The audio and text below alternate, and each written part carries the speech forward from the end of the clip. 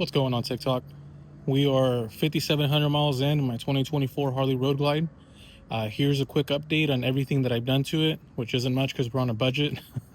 And that's me humbly speaking, because it's the truth. So let's get it started. Right away, we went ahead and swapped out the chrome piece that came with this for the crash guard. Went with the Harley Davidson brand. Went ahead and got the Flow Motorsports brake pad, Flow Motorsports floorboards in chrome finish, as well as the passenger Flow Motorsports chrome finish passenger pegs, the bag guards, same thing to match for the front with the pucks directly from Harley Davidson. Got into a hit and run accident. Didn't want to have to swap out another bag due to some other douchebags' inability to drive in a semi truck, but it is what it is. Right along here, moving on here, we got the Amazon white or silver reflectors to match the chrome. The Taps Performance 50 cal slip-ons with the zombie baffles. And then from this moment forward, we'll go into our Amazon stuff, which is our sticker right here. Sticker right there. Sticker up there. And our little Chavo del Ocho keychain right up here that we have for all my Mexican viewers. You guys will get a kick out of that. We went ahead and got the seats from BBC, Bad Boy Cycles. We went ahead and went with the Python for the two-up seat.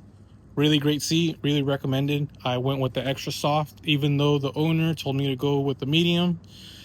I kind of regret it now, but it will be getting sent back. Thanks to the guys over there. They've been great, very communicative. I've enjoyed the seat nonetheless. My fault, I was hard-headed. I wanted to go with the softer application. It is what it is. Still a great seat. Went with the black on black, nothing crazy. It also has, besides the leather, it has a perforated leather and double diamond stitching. And then their brands right there.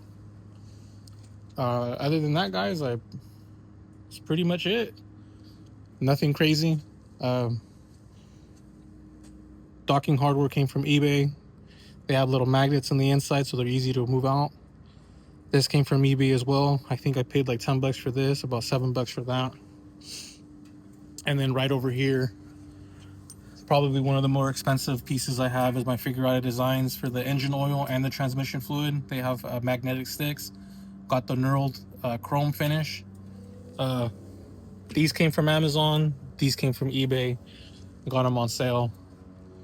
That's pretty much it, guys. That's how she sits right here. If you guys have any more questions or have any comments or concerns or want feedback on any of the pieces I have, let me know. Shoot me a message. I'll respond or leave a comment. One of the biggest regrets that I have personally were I should have gone with the machine finish or the raw finish for my floorboards and shifter peg and whatnot. Just me. Been looking at a lot of stuff online. It really grew on me. So whatever pieces I add now will be in that finish.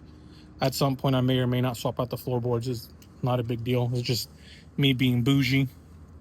But other than that, that's it. That's it. Everything else has remained stock. We may go up with the 2-1 exhaust from SPC. Potentially even a Trans Performance turbo kit. It's only a couple $1,000 more. If I take it to Surges, the company said they'd install it for free of charge. They'll tune it. I can either pay them to bring me the Thundermax tuner, which is what they tune, or I can bring one of my own and then they'll tune it to that. So stay tuned for any other updates, guys. Have a good one and God bless.